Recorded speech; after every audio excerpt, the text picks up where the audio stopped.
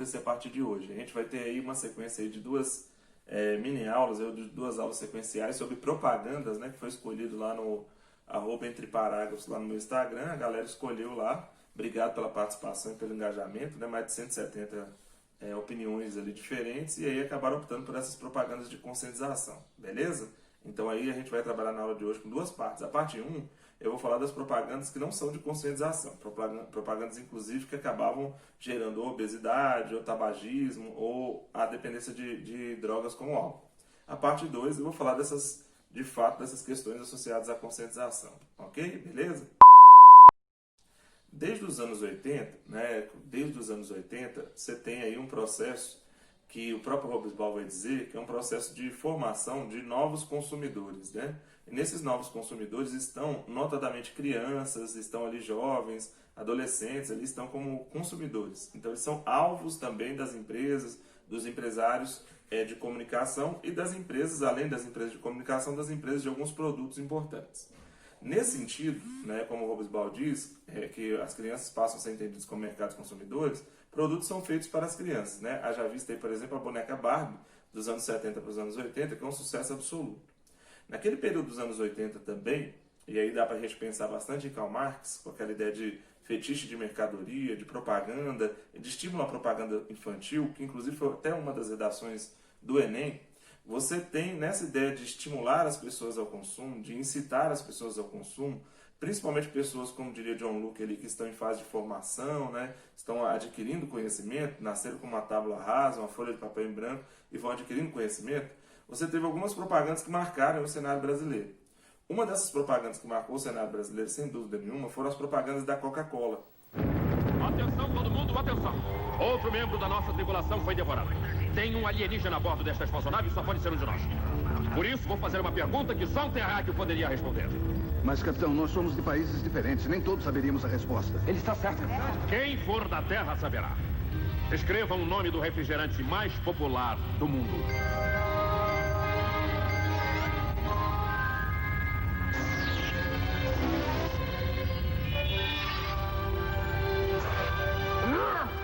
Não se mexa!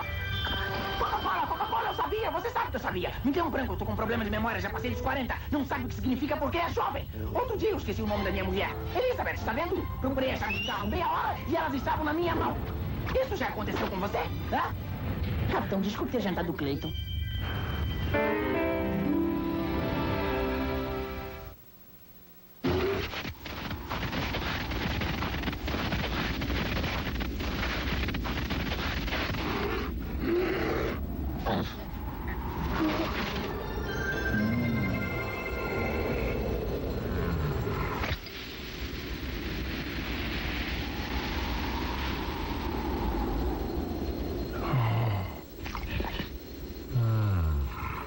Vem com aquele processo de americanização, né? Que o Nestor Garcia Canclini fala que não existe globalização, existe americanização. E aí nesse processo de americanização do Brasil, né, que o antropólogo argentino comenta, você tem a Coca-Cola chegando com muita força e várias propagandas da Coca-Cola estimulando as pessoas ao consumo de Coca-Cola, como se aquele consumo ele gerasse alegria, como se aquele consumo fosse a marca da família, a marca da população jovem, a marca das crianças. E aí o consumo de Coca-Cola dos anos 80, principalmente para os anos 90, fez com que a gente tivesse uma má educação nutricional muito grande. E assim como a Coca-Cola, também os fast food com o McDonald's, e aí tinha aquelas propagandas do McDonald's para criança, como McDonald's feliz, com palhaço, né, e com alguns desenhos animados também sendo utilizados, já foram utilizados Superpoderosa e vários outros. Você tinha propagandas que acabavam estimulando as pessoas a se alimentarem muito mal, né, com Coca-Cola ou com fast food. Com o passar do tempo, principalmente com o que a gente chama de inversão nutricional, né, porque nos anos 80 as pessoas que tinham muito dinheiro adquiriam esses produtos e as pessoas que tinham pouco dinheiro não adquiriam. Nos anos 90 para cá houve uma inversão nutricional. As pessoas com menor quantidade de renda conseguem adquirir esses produtos são adquiridos em muita quantidade e o resultado disso é a obesidade. E aí as pessoas entram num processo de obesidade grande, né? É até o meu caso, né? O meu caso eu estou incluído exatamente nisso. E aí as pessoas viciam com Coca-Cola ou viciam com essas comidas rápidas. E aí a obesidade é um dos problemas. E a obesidade hoje gera um monte de outros problemas, como diabetes, por exemplo, né? E aí você tem outros problemas cardiovasculares. Então, se o tema for nesse caminho, a consequência da obesidade ou problemas cardiovasculares é importante, beleza? Aí nós temos a Coca-Cola. Outro que é legal aí da gente lembrar aí. Outro que é legal da gente lembrar são as propagandas com automobilismo.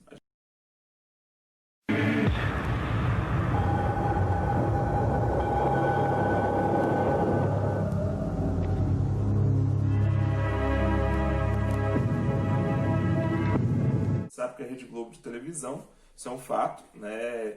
E aí tem vários autores que vão discutir essa questão associada à própria Rede Globo de televisão. Ela tem uma hegemonia muito forte, e como ela tem uma hegemonia muito forte nas comunicações, uma hegemonia grande nas comunicações, ela está vinculada ao automobilismo. E a grande representação dos anos 80 para 90 no Brasil, o símbolo nacional, era o Ayrton Senna, do qual a sua equipe, né, que é a McLaren, fazia propaganda da Marlboro. E aí você tinha várias propagandas de cigarro associadas ao Ayrton Senna, que era símbolo nacional. E, obviamente, ele consegue, com essas propagandas vinculadas ao seu carro, Marlboro, estimular esse tipo de consumo, né, e o tabagismo, que acaba sendo um problema nacional gravíssimo, né, associado a essas propagandas, geralmente vinculadas à Fórmula 1, que era um dos carros-chefes, junto com as novelas e com o futebol, da Rede Globo de televisão, como referência ali para as suas propagandas. E a última nesse primeiro momento das aulas, que eu acho que é importante a gente destacar também, são as propagandas de cerveja. As marcas do verão são bem diferentes entre si. Tem as louras, as morenas, as grandes e as perigosas pequenas. Algumas deixam marcas em muitos. Outras marcam instantaneamente. Algumas podem marcar para sempre. Outras duram só o verão. Mas todas são acompanhadas da mesma cerveja.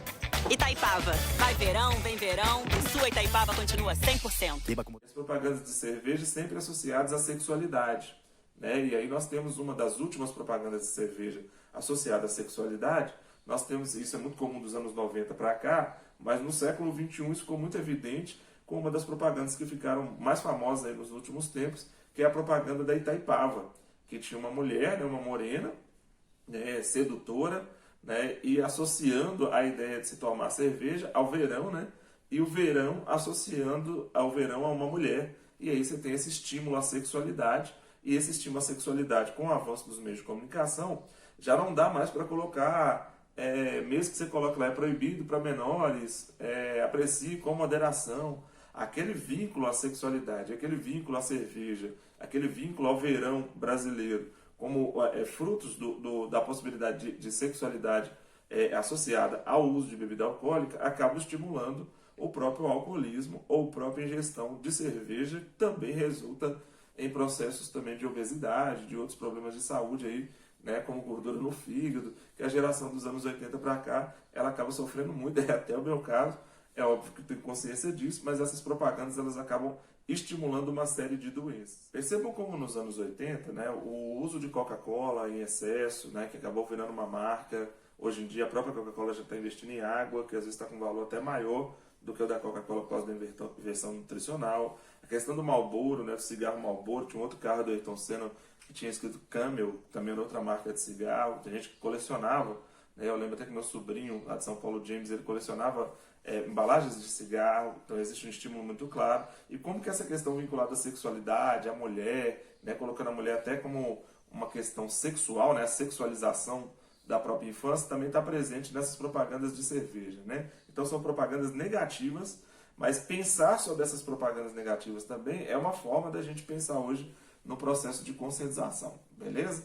Segue aí o canal e até a unidade da aula com novas propagandas. Tamo junto!